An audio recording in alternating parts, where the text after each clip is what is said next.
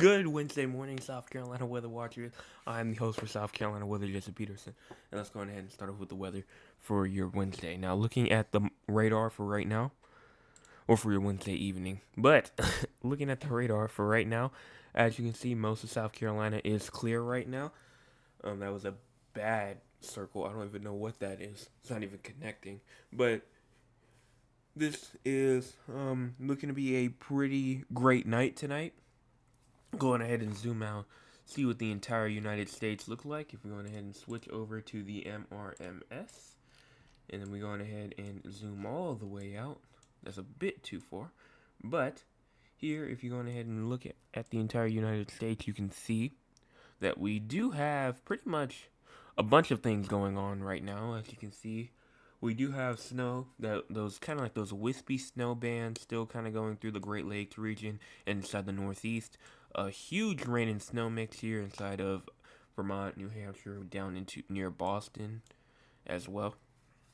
Looking at the south central U.S., we do have some pretty much some storms going through, or some downpours going through Oklahoma and Arkansas right now. Maybe some severe storms about to pop off even as well inside of Oklahoma and Texas.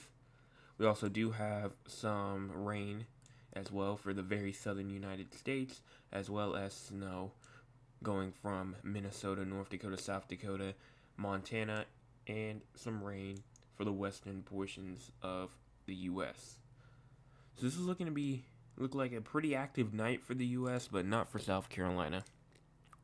Looking at the cloud cover right now, the cloud cover is looking pretty good. No cloud cover is expected for the next, pretty much, I'd say, until we get to around Thursday night, Friday morning.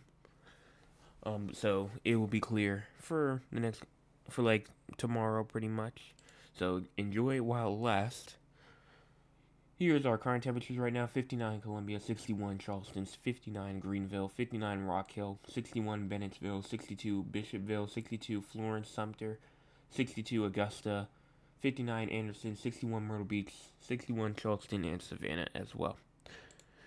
Here is our minimum temperatures for tonight: 47 throughout mainly Augusta, Columbia, and Sumter, 45 Florence, 52 Myrtle Beach, 54 at Charleston, 42 going through Anderson, 43 in Greenville, Spartanburg. 24-hour max wind gusts. We do have, well, actually, no, we don't. We don't have any type of wind gusts going through. We may have a good 10 to 15 mile per hour wind gust go throughout the state, but we're not watching anything too bad happening. Looks like really just a little breeze here and there. I did get a gust of up to 17 miles an hour today at my house. So, that's just not much, but I don't really expect those wind gusts to get even up to 20 miles an hour. Here's our 24-hour precipitation totals. No precipitation is expected for the next 24 hours, and we're moving straight on past the radar and going straight to the SPC outlook for our day 3 risk. If you were not here for this morning's video, I did talk about how there was a day 3 general risk of thunderstorms for most of South Carolina, not all of South Carolina, but most of South Carolina is inside of a TSTM, which means that thunderstorms are possible. They could potentially get strong, but we're not really expecting them to get strong. We're really just watching just for a couple rumbles of thunder, as well as that storm system on Friday moves past us. It's going to be a big storm system. It's going to bring a lot of rain, and it might potentially bring some wind with it. We're not really watching too much for wind. Really just for rain is the main threat that we're watching right now.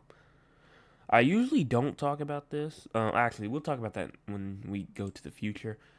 But here is the day 3 excessive rainfall outlook as well. We do have a marginal risk of excessive rainfall. It was pretty much actually for all of South Carolina, but they shrunk it.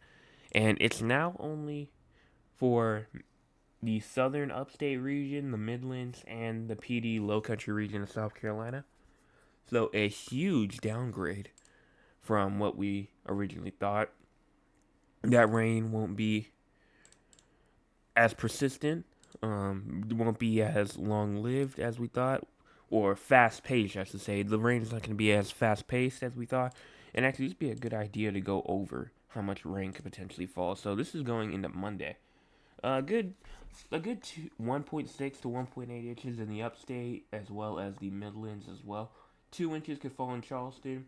2.5 inches could fall inside Myrtle Beach. 2 inches can fall inside of Florence. So the most rain will fall inside the PD region near the Myrtle Beach area the most. That's where the most rain will fall.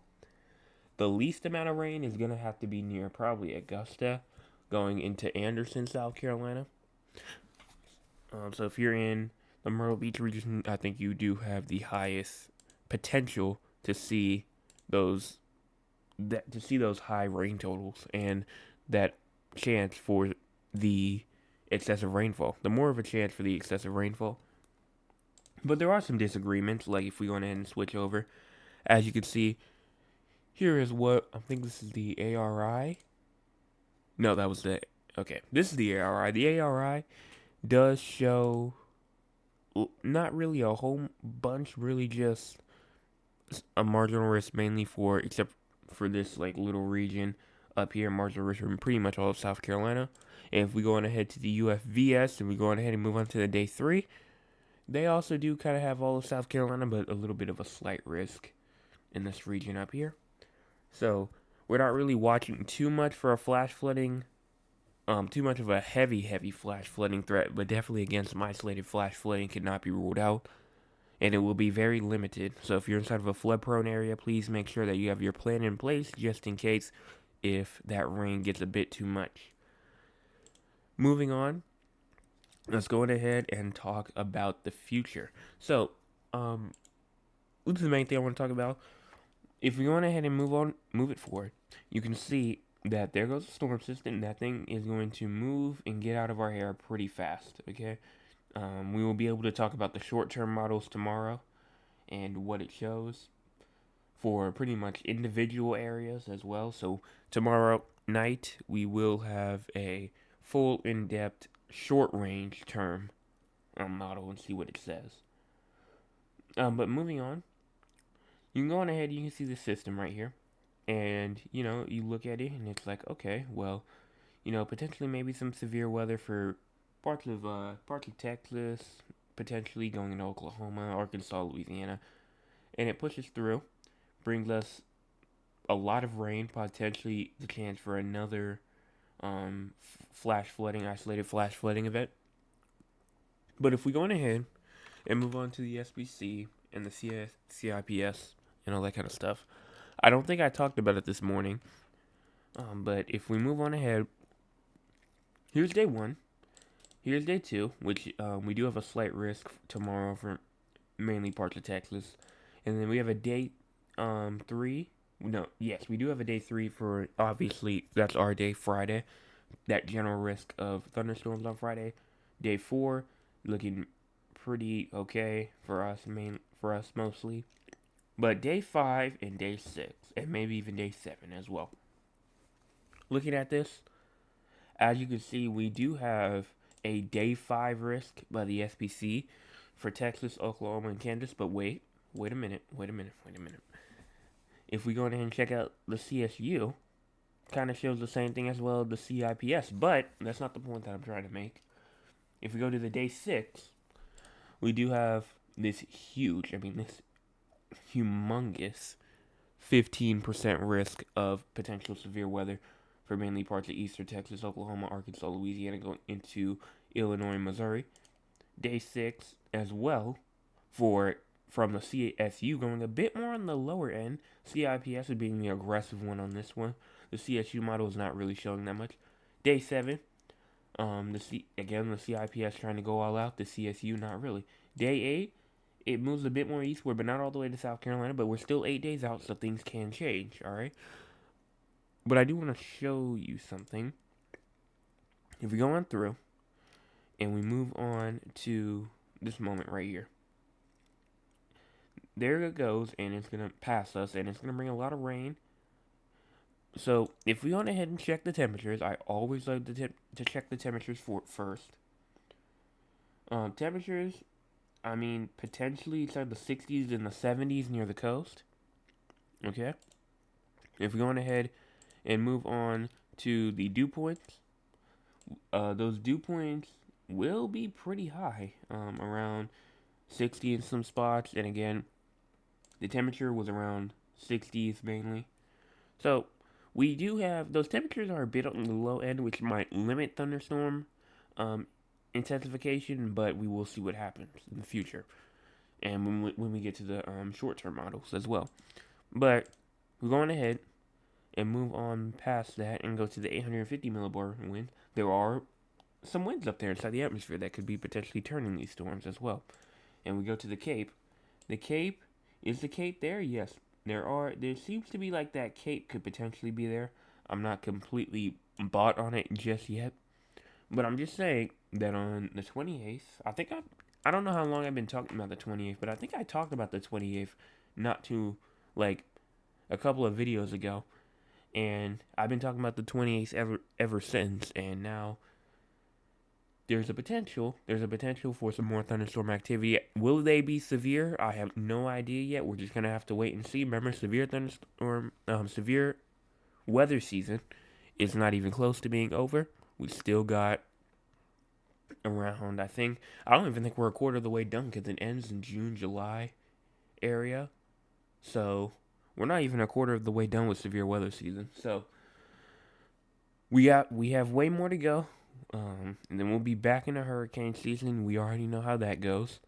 And then we'll be in for fall for the second severe weather season for fall. And then for our fall tornado season, I should say. And then we'll be back for winter for our snow season. Hopefully we can get some snow in 2025. But that's just what I'm thinking. But anyways, that's going to be about it. I do want to talk about the temperature anomalies a little bit, just to show what the average temperatures are looking like going into our I think this is our last week of March next week. No, we have that one last Sunday. The 31st is on a Sunday, and then April 1st, April Fool's is on a Monday. So if we go ahead and push this forward, as you can see, it tries to get us taken over by some cool air on the 22nd, but the warm air is too much and decides to take back over. And the cold air decides no and takes over again from pretty much from the 24th going through the 26th. And we have that Arctic air. You can see that Arctic air inside the central U.S. and that warm Gulf of Mexico just heat rising up. And we're going to be inside of a warm period for a while. And you can see, I mean, look at this. This is a classic example right here of a storm system. If we go ahead and move back, you can see that storm system right there. I mean, that is if you ever see, when I tell y'all that the warm air and the moisture gets pushed in, and then the cold air comes around and wraps behind it, this is exactly what I mean.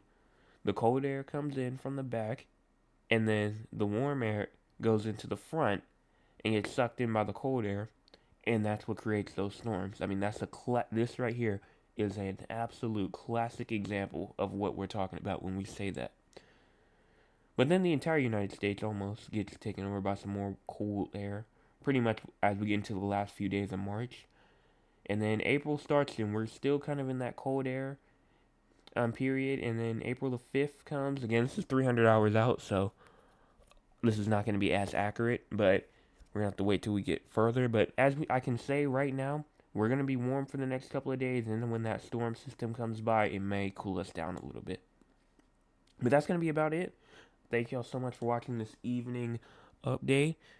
I'm trying to get my videos shorter, or my forecast shorter, so that it doesn't take up too much of your time, because I know when I started introducing the CSU, the CIPS, and the SPC, I mean, it got just way too long, like 20 to 30 minute videos. This one's 14 minutes, so I'm doing better.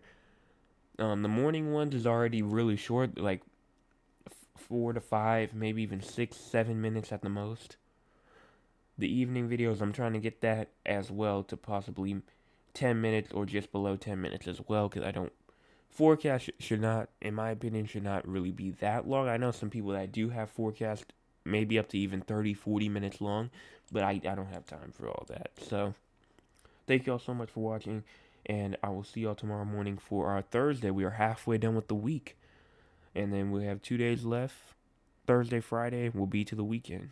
So, also, I keep on bringing up stuff, but spring break for me is coming up next week. So that means that I will have my spring break forecast as well coming up on Sunday evening. All right, but that's it though. But thank y'all so much, and I'll see y'all tomorrow morning.